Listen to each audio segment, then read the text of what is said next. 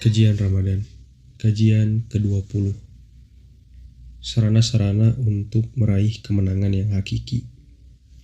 Segala puji bagi Allah yang maha agung kekuasaannya, maha perkasa dalam menjalankan segala kebijakannya, dan maha tahu terhadap segala keadaan hambanya, baik dalam keadaan tampak maupun tersembunyi. Allah akan senantiasa memberikan pertolongan kepada setiap mujahid dan akan mengangkat derajat orang yang merendahkan diri di hadapannya. Allah mendengar goresan pena saat digunakan untuk menulis dan melihat semut kecil yang sedang merayap di liangnya yang gelap gulita. Di antara tanda-tanda kekuasaannya adalah bahwa langit dan bumi itu berdiri atas perintahnya. Aku memuji Allah atas kodo yang ditetapkannya, baik yang manis maupun yang pahit. Aku bersaksi bahwa tidak ada sembahan yang benar kecuali Allah semata, tidak ada sekutu baginya. Aku bersaksi pula bahwa Muhammad adalah hamba dan utusannya yang diutus untuk membawa kebaikan kepada seluruh makhluk, baik di daratan maupun lautan. Semoga Allah mencurahkan sholawat dan salam kepada Nabi Muhammad, kepada sahabat-sahabat dekat beliau, Abu Bakar yang menjadi manusia pertama yang dadanya dipenuhi oleh keimanan, kepada Umar yang dengan ketegasan dan keperkasaannya ia menjadikan Islam ini mulia, kepada Utsman, pemilik dua cahaya yang senantiasa bersabar terhadap segala perintah Allah, betapapun pahitnya, kepada Ali, putra paman dan sekaligus menantu beliau sendiri, serta kepada keluarga, para sahabat seluruhnya dan siapa saja yang mengikuti jejak mereka hingga hari kiamat. Saudaraku sekalian, sesungguhnya Allah telah memberikan kemenangan kepada kaum mukminin di berbagai pertempuran yang banyak, baik ketika perang Badar, Ahzab, Fathu Makkah, Hunain, dan seterusnya. Allah menolong dan memenangkan mereka sebagai pelaksanaan dari janji Allah itu sendiri kepada mereka. Allah Subhanahu wa Ta'ala berfirman, dan kami selalu berkewajiban menolong orang-orang yang beriman. Quran Surat Ar-Rum ayat 47. Sesungguhnya kami menolong rasul-rasul kami dan orang-orang yang beriman dalam kehidupan dunia dan pada hari kiamat, berdirinya saksi-saksi, yaitu hari yang tiada berguna bagi orang-orang zolim permintaan maafnya, dan merekalah laknat dan tempat tinggal yang buruk. Quran Surat Ghafir ayat 51-52. Allah menolong mereka karena mereka mau menegakkan agamanya yang bisa mengalahkan seluruh agama yang lain. Orang yang berpegang kepadanya maka ia pasti menang atas seluruh umat yang lain. Dialah yang telah mengutus Rasulnya dengan membawa petunjuk Al-Quran dan agama yang benar untuk dimenangkannya atas segala agama, walaupun orang-orang musyrik tidak menyukainya. Quran Surat At-Taubah ayat 33. Allah memberikan pertolongan dan kekuatan kepada mereka untuk menunaikan sebab-sebab kemenangan yang hakiki, baik yang bersifat material maupun spiritual. Mereka mempunyai kemauan kuat yang mereka tunjukkan di dalam menghadapi musuh-musuh mereka. Ini merupakan hal yang mereka lakukan berdasarkan bimbingan dari Allah Subhanahu wa Ta'ala kepada mereka dan sejalan dengan petunjuk dan pengukuhan darinya. Allah Subhanahu wa Ta'ala berfirman, janganlah kamu bersikap lemah dan janganlah pula kamu bersedih hati, padahal kamulah orang-orang yang paling tinggi derajatnya jika kamu orang-orang yang beriman. Jika kamu pada perang Uhud mendapat luka, maka sesungguhnya kaum kafir itu pun pada perang Badar mendapat luka yang serupa, dan masa kejayaan dan kehancuran itu kami pergilirkan di antara manusia agar mereka mendapat pelajaran. Quran Surat Ali Imran ayat 139-140. Janganlah kamu berhati lemah dalam mengejar mereka atau musuhmu. Jika kamu menderita kesakitan, maka sesungguhnya mereka pun menderita kesakitan pula, sebagaimana kamu menderitanya. Sedang kamu mengharap dari Allah apa yang tidak mereka harapkan, dan adalah Allah maha mengetahui lagi maha bijaksana. Quran Surah An-Nisa ayat 104. Janganlah kamu lemah dan minta damai, padahal kamulah yang di atas dan Allah pun beserta kamu, dan Dia sekali-kali tidak akan mengurangi pahala amal-amalmu. Sesungguhnya kehidupan dunia hanyalah permainan dan senda gurau. Quran Surat Muhammad ayat 35-36. Dengan pengukuhan dan peneguhan ini, Mereka merasa senang dengan kekuatan, keteguhan, dan kesungguhan yang mereka miliki. Mereka pun melakukan segala persiapan kekuatan dengan melaksanakan perintah Rob mereka, dan siapkanlah untuk menghadapi mereka kekuatan apa saja yang kamu sanggupi. Quran Surat Al-Anfal ayat 60. Kekuatan itu berupa kekuatan jiwa yang bersifat batiniah dan juga kekuatan militer yang bersifat lahiriah. Allah memberikan pertolongan kepada mereka karena mereka menolong agama Allah Subhanahu wa Ta'ala. Sesungguhnya Allah pasti menolong orang yang menolong agamanya. Sesungguhnya Allah benar-benar Maha Kuat lagi Maha Perkasa, yaitu orang-orang yang jika kami teguhkan kedudukan mereka di muka bumi, niscaya mereka mendirikan sholat, menunaikan zakat, menyuruh berbuat yang ma'ruf dan mencegah dari perbuatan yang mungkar, dan kepada Allah lah kembali segala urusan. Quran Surat Al-Hajj ayat 40-41. Dalam kedua ayat yang mulia ini, Allah memberikan janji pertolongan kepada orang yang mau menolong agamanya dalam bentuk janji yang dikuatkan dengan menggunakan bentuk taukid labzi maupun maknawi.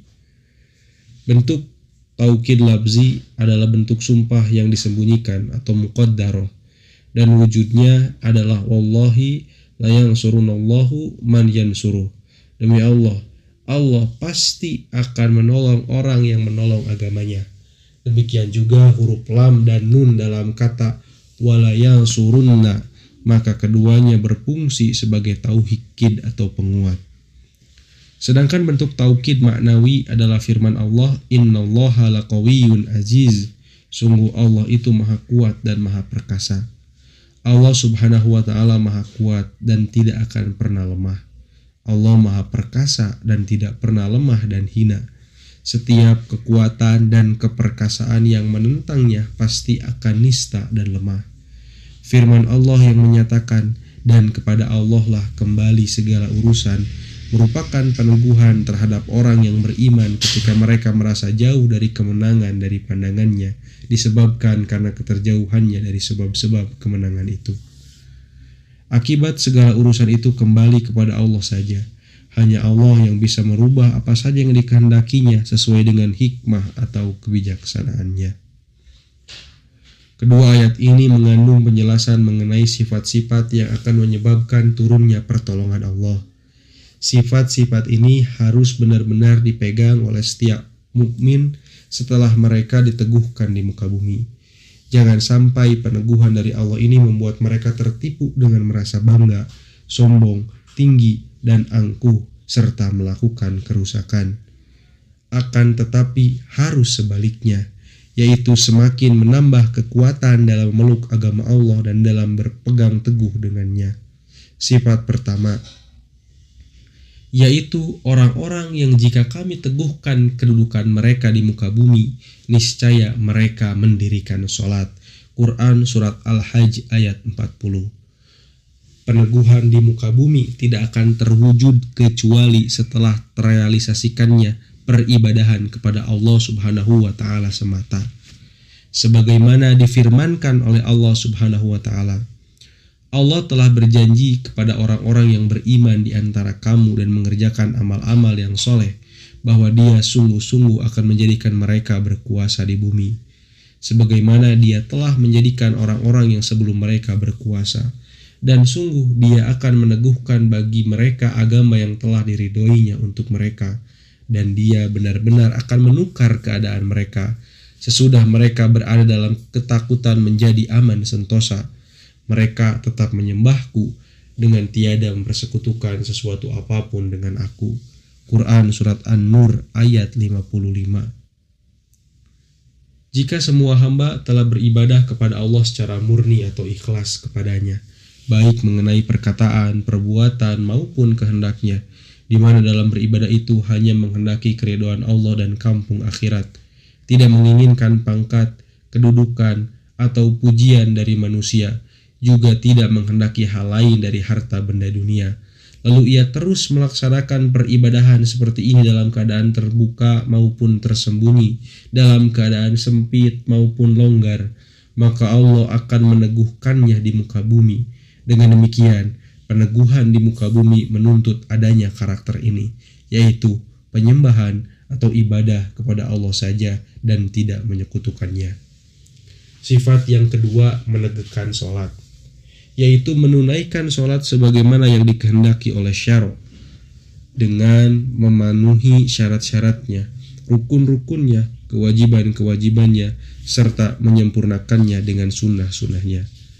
Dengan demikian, ia harus bersuci dengan baik, melakukan ruku dan sujud, berdiri dan duduk, menjaga waktu, selalu melaksanakan sholat Jumat dan sholat berjamaah, serta memelihara kekhusyuan dalam sholat, yaitu kehadiran hati dan ketenangan anggota badan.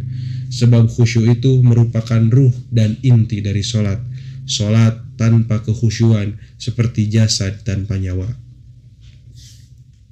Diriwayatkan dari Ammar bin Yasir radhiyallahu anhu bahwa ia berkata, "Aku mendengar Rasulullah Shallallahu alaihi wasallam bersabda, sesungguhnya seseorang selesai mengerjakan sholat, namun yang tercatat untuknya hanya 1/10 dari sholatnya, 1/9, 1/8, 1/7, 1/6, 1/5, 1/4, 1/3, atau setengahnya." Hadis riwayat Abu Dawud.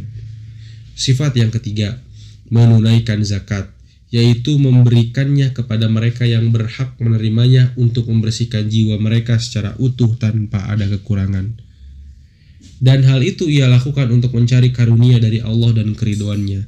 Dengan zakat itu mereka menyucikan jiwa dan membersihkan harta mereka, serta memberikan kemanfaatan kepada saudara-saudara mereka dari kalangan kaum fakir miskin, serta orang-orang lainnya yang membutuhkan uluran tangan. Di depan telah kami jelaskan siapa saja yang berhak menerima zakat. Sifat yang keempat, menyuruh berbuat yang ma'ruf.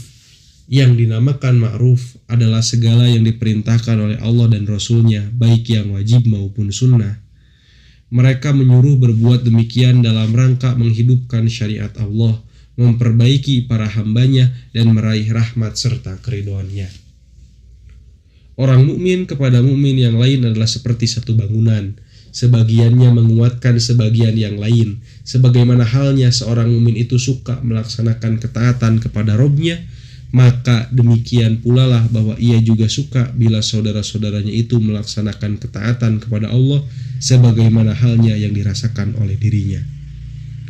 Memerintahkan yang ma'ruf yang didasari oleh keimanan dan pembenaran yang kuat mengharuskan orang yang memerintahkan itu terlebih dahulu menunaikan apa yang ia perintahkan, karena ia memerintahkannya atas dasar keimanan dan keyakinan mengenai faedah dan buahnya, baik yang bersifat segera maupun lambat, duniawi maupun ukhrawi. Sifat yang kelima, mencegah dari perbuatan yang mungkar. Yang dinamakan mungkar adalah segala yang dilarang oleh Allah dan Rasul-Nya, baik yang berupa dosa-dosa besar maupun dosa-dosa kecil, dalam hal yang berkaitan dengan ibadah atau akhlak maupun muamalah. Mereka mencegah itu semua untuk menjaga agama Allah, memelihara para hambanya, serta menghindari hal-hal yang menyebabkan kerusakan. Memerintahkan yang ma'ruf dan mencegah yang mungkar merupakan dua pilar yang sangat kuat bagi kelangsungan umat ini serta bagi kemuliaan dan kesatuannya, sehingga tidak bisa dibuat terpecah belah oleh hawa nafsu dan tidak bisa diporak-porandakan oleh berbagai langkah yang keliru. Oleh karena itu, amar ma'ruf nahi mungkar merupakan bagian dari kewajiban agama ini bagi setiap muslim laki-laki maupun perempuan. Allah Subhanahu wa Ta'ala berfirman, "Hendaklah ada di antara kamu segolongan umat yang menyeru kepada kebajikan, menyuruh kepada yang ma'ruf dan mencegah dari yang mungkar. Merekalah orang-orang yang beruntung, dan janganlah kamu menyerupai orang-orang yang bercerai-berai dan berselisih sesudah datang keterangan yang jelas kepada mereka. Mereka itulah orang-orang yang mendapat siksa yang berat." Quran Surat Ali Imran ayat 104-105. Kalau saja tidak ada amar ma'ruf nahi mungkar, maka manusia akan terpecah menjadi berbagai golongan dan akan tercabik-cabik menjadi sekian kelompok, yang masing-masing akan berbangga dengan apa yang ada pada golongan mereka. Dengan karakter inilah umat ini menjadi umat yang utama mengalahkan umat yang lainnya. Allah Subhanahu wa Ta'ala berfirman, "Kamu adalah umat terbaik yang dilahirkan untuk manusia. menyuruh kepada yang ma'ruf dan mencegah dari yang mungkar, dan beriman kepada Allah. Quran Surat Ali Imran ayat 110. Jika hal ini ditinggalkan, maka yang terjadi adalah laknat dari Allah Subhanahu wa Ta'ala. Allah berfirman, telah dilaknat orang-orang kafir dari Bani Israel dengan lisan Daud dan Isa putra Maryam. Yang demikian itu disebabkan mereka durhaka dan selalu melampaui batas. Mereka satu sama lain selalu tidak melarang tindakan mungkar yang mereka perbuat. Sesungguhnya amat buruklah apa yang selalu mereka perbuat itu. Quran Surat Al-Ma'idah ayat 78-79. Kelima, sifat ini manakala telah terrealisasi, di samping tetap melaksanakan petunjuk dan bimbingan dari Allah berupa keteguhan dan penetapan hati serta persiapan kekuatan fisik, maka kemenangan dan pertolongan dari Allah akan terwujud dengan izin Allah. Sebagai janji yang sebenar-benarnya dari Allah, Allah tidak akan menyalahi janjinya. Tetapi kebanyakan manusia tidak mengetahui. Mereka hanya mengetahui yang lahir saja dari kehidupan dunia, sedang mereka itu lalai tentang kehidupan akhirat. Quran Surat Ar-Rum ayat 6-7. Umat ini akan mendapatkan pertolongan dari Allah yang tidak pernah mereka bayangkan sebelumnya. Orang mukmin yang yakin sekali dengan janji Allah tentu tahu bahwa sebab-sebab material, sekalipun begitu kuat, tetap saja tidak ada apa-apanya bila dibandingkan dengan kekuatan dari Allah yang sengaja diciptakan oleh Allah. Dahulu, kaum Ad pernah berbangga dengan kekuatan yang mereka miliki. Sampai-sampai mereka mengatakan, siapa yang lebih kuat dari kami? Namun Allah mengatakan, apakah mereka itu tidak memperhatikan bahwa Allah lah yang menciptakan mereka adalah lebih besar kekuatannya dari mereka? Dan mereka mengingkari tanda-tanda kekuasaan kami. Maka kami tiupkan angin yang amat gemuruh kepada mereka dalam beberapa hari yang sial, karena kami hendak merasakan kepada mereka itu siksaan yang menghinakan dalam kehidupan dunia, dan sesungguhnya siksaan akhirat lebih menghinakan, sedang mereka tidak diberi pertolongan. Quran Surat Fussilat ayat 15-16. Hal yang sama juga terjadi pada Fir'aun. Ia merasa bangga dan sombong dengan kerajaan Mesir yang ada di tangannya, dengan sungai-sungainya yang mengalir di bawahnya. Namun kemudian Allah menenggelamkannya dengan air yang ia banggakan. Kemudian kerajaannya diwarisi oleh Musa alaihi salam dan kaumnya, yang sebelumnya mereka itu di mata Fir'aun sangatlah kerdil dan tidak ada apa-apanya. Kaum Quraisy pun demikian. Mereka merasa bangga dan angkuh dengan keagungan dan keperkasaannya. Mereka keluar dari kampung halaman mereka dengan membawa para pemimpin dan pembesar mereka dengan begitu sombong dan pamer kehebatan di muka manusia lain. Mereka mengatakan, kami tidak akan pernah mau kembali sehingga kami tiba di Badar, untuk kemudian berpesta dengan memotong ternak, minum-minum arak, menikmati para biduan bernyanyi dan bermain musik, dan biar bangsa Arab mendengar dan tahu, sehingga mereka senantiasa merasa takut terhadap kehebatan kita. Namun, pada akhirnya mereka kalah telak di tangan Nabi Shallallahu Alaihi Wasallam dan para sahabat radhiyallahu anhum atas izin Allah, dengan kekalahan yang paling buruk sepanjang peperangan yang pernah mereka alami. Bangkai-bangkai mereka dimasukkan ke dalam sumur di Badar. Akhirnya mereka menjadi bahan pembicaraan orang mengenai kehinaan dan kedistaan mereka hingga hari kiamat.